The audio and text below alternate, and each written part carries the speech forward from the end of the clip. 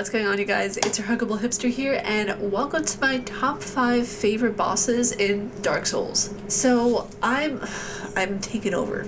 Okay, I'm taken over by Dark Souls, I'm taken over by Bloodborne, I'm taken over by Soulsborne in general. So if all my content just becomes Soulsborne related, don't at me. But seriously, I'm in love with the games, I'm in love with just everything about it. I'm actually going to be streaming Dark Souls 2 and 3 at some point, so I'm just very excited in general about everything having to do with Dark Souls and Bloodborne. Thank you. So let's get into it with the top 5 bosses, and starting at number 5 is Gwyn, Lord of Cinder. This guy packs a punch. He is rightfully at number 5, not at number 1 for a reason. It was a cool boss, but it was really easy. What, 2 live streams in order to get this boss? That might seem like, oh my gosh, what? That's a lot. Why did it take you that long to get that boss? But hear me out, okay? I am a noob. I was surprised it did not take me a bajillion years to get Gwyn, Lord of Cinder. But by the end of the game, you get kind of like a groove with Dark Souls. You get into the rhythm of it. You get accustomed to the controls and the way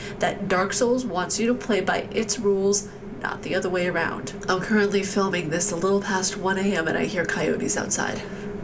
Lovely. The character was really cool. I love the entire vibe and the psychology behind Gwyn, Lord of Cinder, that it turned into this hollow being, the kind of shell of something that once was great and now turned into a hollow shell of a man. Coming in at number 4 is Seath the Scaleless. Now this boss has to be one of my favorites that I have ever fought in a game, period, because, I mean, look at how beautiful it is. It's stunning, okay?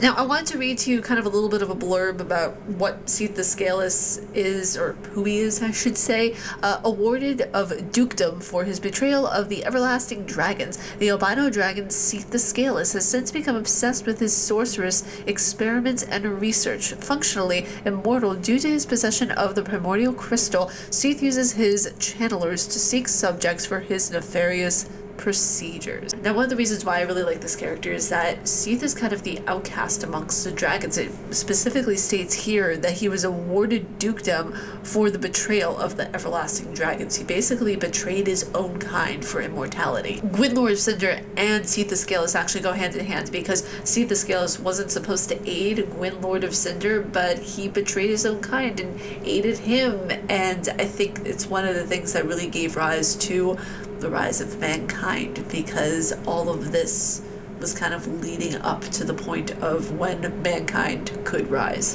One thing I want to know about Seath is, has he used the bathroom? He has that big freaking mansion of his, and he roams around all the time doing his research and everything like that. What if he gets hungry? What if he has to make a sandwich? I mean, I don't know how he does it, but he's killing him regardless. And coming in at number 3 is one of my top 5 favorite bosses, Lord Nito. Now, you would say this boss is kind of Nito, right? No! God, please, no! No!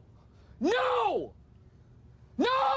No, but in all seriousness, I truly love this boss battle, okay? The amount of skulls. The amount of skulls that there were with this boss. It was a goth kid's wet dream, okay? Not only did this boss look absolutely incredible, but it was one of the most well done bosses in terms of mechanics that I've really ever seen in Dark Souls. And I can't say for the other Dark Souls games since I haven't played them, but in the first Dark Souls games, as a whole, it was one of the most well done ones. You could predict the movements, you could understand, okay, Nito's going to do this at this time, and then he's going to do this at this time, and I think that's what made it one of the easier bosses, at least for me. Even though it was still difficult, don't get me wrong, it was made a little bit easier because it was more predictable, I'd like to say. And coming in at number 2 for my top 5 favorite bosses of Dark Souls is Smough and Ornstein. Now, hear me out, okay? Smough and Ornstein has to be one of the most difficult, if not the most difficult boss battle I have ever fought, but one of the most eloquently well-designed, beautifully crafted boss battles I've ever seen. You guys thought Nito was good? Pfft, check out Smough and Ornstein, okay? Smough and Ornstein, aka Ben and Jerry, aka Pikachu and Ash, aka Simon and Garfunkel. They were absolutely amazing. The way that these two bosses, I'm talking from a developmental standpoint now, the way that these two bosses worked in tandem with one another, like Smough would have his set of attacks, Ornstein would have his, and they perfectly combined and complemented one another so well. Like, it was so good. I almost cried. Like, literally, when I beat that boss, I almost cried. I was shaking. I'm not gonna deny that. I was shaking. I was like, not like that. I'm being an overdramatic bitch right now, but still, it was intense, okay? There were a lot of emotions going on that day. It was beautiful. Gosh, if there's a figure of Ornstein, please, somebody, just let a girl know. Now, this is about to be the the most dumb thing I've ever said, but Smo and Ornstein kind of reminds me of complete, just polar opposites. They're kind of like a yin and a yang, where you have Smo, the cannibalistic whack-a-mole, and Ornstein, you know, I can't believe I'm about to say this, the sexy looking lion about to just come in and save the day from all that is chaotic and evil. It's like that, but you know, yeah, I know it's stupid, okay? Mock me down in the comments below all you like. I'm sticking to that. I will die on this hill. It's also a perplexing situation because you want to have just absolute the most amount of hate for this boss ever because it is so difficult. If you are new to the entire Dark Souls franchise, you will hate yourself whenever you are playing this game during this boss battle in particular. Whenever you make it past this boss battle, you have a sense of pride about you that is almost unshakable. Especially, like, think of whenever you, let's say you're in school, right?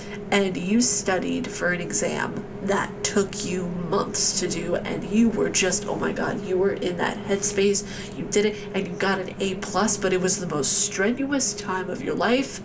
That's how I felt after completing the boss battle between Smo and Ornstein. Am I completing how hard academics are with a boss battle? Maybe. Am I being over dramatic about this? Maybe.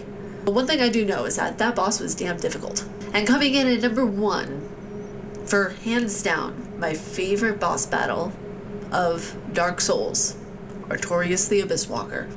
What can I say? Artorias is, in my opinion, the best boss of Dark Souls. I absolutely love this guy. From the aesthetic to the story, oh my gosh, I'm actually writing a fan fiction right now about Artorias. Don't worry, it's PG-13, okay? Get your mind out of the gutter. No, it's interesting because whenever I was seeing the boss for the first time, it was so, I want to say, fascinating and amazing how just my brain was like all in it. Like, normally whenever I'm playing a game or I'm, you know, experiencing a story, I always want to be able to get sucked into it to a point of where and this is gonna sound so weird, but where I can insert myself as a character into the story and feel like I can actually like interact with these characters, and my mind just drifts away into what the story is. It was just so well done. It was so immersive. It was one of those boss battles that whenever I went into it, I instantly felt a connection with the character, and that's the way it's supposed to be for every boss battle. You know, sometimes you're not always going to connect with every single character, but that's the way it was for Artorias with me, and I fell in love with the character. It was absolutely incredible.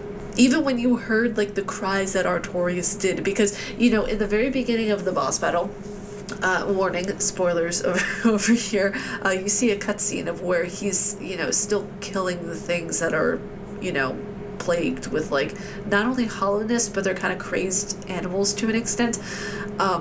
You see that he's still killing those things, that he still has what he was within him, and I think that it's really interesting to see that Artorias still has his humanity even though he's too far gone to save any of it. It's just really cool to be able to see that character, and that boss was so difficult. My gosh, it was, I actually had to do it on my own because it was that difficult. It was one of those things of where like I thought, okay, this isn't going to be too bad, but it comes in to a very close second of being one of the most, you know, besides Smo Ornstein, one of the most difficult bosses I've ever fought. And it's good because like at the end of it, I was able to predict all the movements, I was able to get down everything because, you know, his attacks are very, very, very predictable once you get the hang of it. Trust me, it like for anybody who's going into the game, you know, fresh and never heard of Dark Souls before, you will get the hang of it. It just takes practice and time. Artorias was amazing. You know, all the bosses on this list, absolutely incredible. Like, oh my god, I cannot wait to do this video for Dark Souls 2. It's gonna be absolutely insane.